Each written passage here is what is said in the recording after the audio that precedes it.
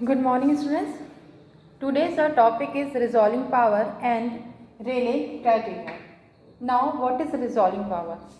सबसे पहले अगर हम डेली लाइफ में रिजॉल्विंग पावर का मतलब समझें तो रिजॉल्विंग पावर का मतलब होता है कि वो कैपेसिटी जिसके थ्रू हम किसी को कितना सेपरेट कर सकते हैं, रिजॉल्व कर सकते हैं, या नॉर्मल टर्म में बोलें तो सॉल्व कर सकते हैं.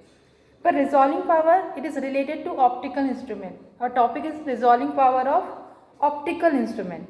तो now what is optical instrument? सारे के सारे वो इंस्ट्रूमेंट जिनका लाइट के साथ इंट्रैक्शन होता है, जिसके थ्रू हम किसी चीज़ को देख सकते हैं, व्यू कर सकते हैं, वो सारे के सारे ऑप्टिकल इंस्ट्रूमेंट्स कहलाते हैं. For example telescope, microscope, prism, grating, even human आई.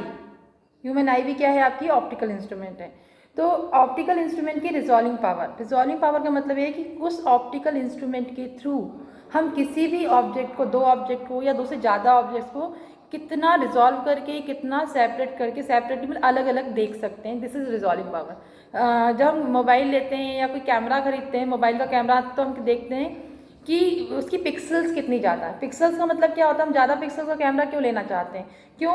क्योंकि ज़्यादा पिक्सल का कैमरा होगा तो उसकी रिजॉल्विंग पावर बहुत अच्छी होगी. दैट मीन्स जब हम उससे जो भी पिक्चर हम कैप्चर करते हैं उसको हम जब जूम करके देखते हैं तो उसके पिक्सल्स फटते नहीं. वो जो भी इमेज है उस इमेज को बिल्कुल सेपरेटली क्लियर हर एक ऑब्जेक्ट को क्लियर उसमें हम देख सकते हैं. क्यों? क्योंकि इसकी रिजॉल्विंग पावर बहुत अच्छी है.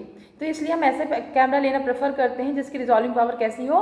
बहुत अच्छी हो, जिससे इसका व्यू जो है वो बहुत क्लियर हो, ऑब्जेक्ट्स को हम बहुत क्लियरली देख सकते हैं. This is called as resolving power of optical instrument. Right now मैंने क्या बोला कि आपको रिजॉल्व करने का मतलब क्या है कि ऑब्जेक्ट्स को कितना सेपरेटली देख सकते हो.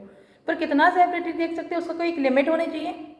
दिस टू फिंगर्स ये भी सेपरेट है. अगर मैं बोलूँ तो ये दोनों फिंगर्स भी सेपरेट, तो सेपरेशन कितना होना चाहिए? उसे कोई लिमिट डिसाइड होना चाहिए कि हम कब मानेंगे कि यार these two fingers are separate और these two fingers are separate. Difference क्या है? क्या लिमिट होनी चाहिए?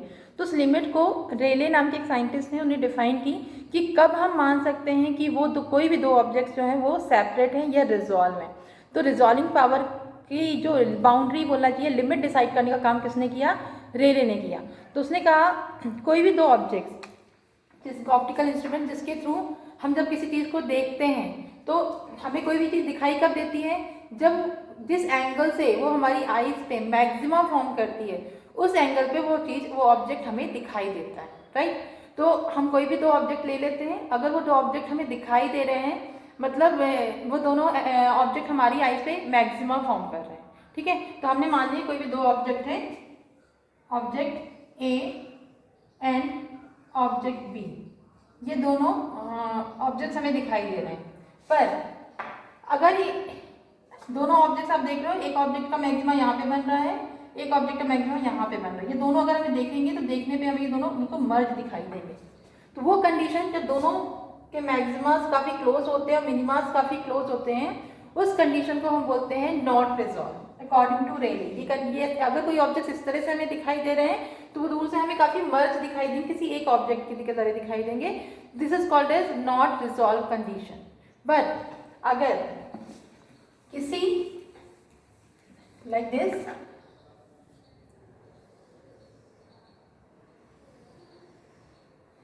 ये आपका ऑब्जेक्ट ए है, ये आपका ऑब्जेक्ट बी है. अगर एक का मैक्सिमा दूसरे के मिनिमा के साथ और दूसरे का मैक्सिमा पहले के मिनिमा के साथ कोइंसाइड करता है तो उसे बोलते हैं just resolve condition according to Rayleigh. यहाँ से आपकी रिजॉल्विंग पावर स्टार्ट होती है. ठीक है. अगर कोई भी ऑब्जेक्ट इस कंडीशन में है कि उसका मैक्सिमा पहले का मैक्सिमा दूसरे के मिनिमा के साथ और दूसरे का मैक्सिमा पहले के मिनिमा के साथ कोइंसाइड करता है तो हम मान सकते हैं कि ये ऑब्जेक्ट्स कैसे हैं? रिजॉल्व हैं. और इस कंडीशन को बोलते हैं just resolve condition. Just resolve क्यों? क्योंकि यहाँ से रिजॉल्व होने स्टार्ट हुए हैं, इसके बाद तो रिजॉल्व है ही. अगर ये वाली कंडीशन हमें मिलती है लाइक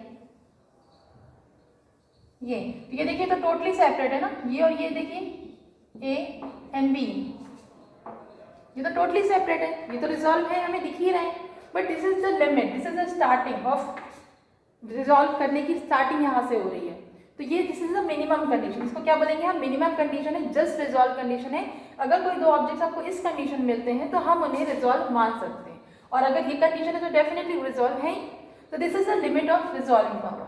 यहाँ से रिजॉल्व होना स्टार्ट होते हैं। और अगर कोई दो ऑब्जेक्ट, जैसे मैंने पहले भी बताया, इस तरह से हैं, ये देखिए लाइक दिस, टोटली मर्ज दिखाई दे रहा है, तो ये रिजॉल्व नहीं है।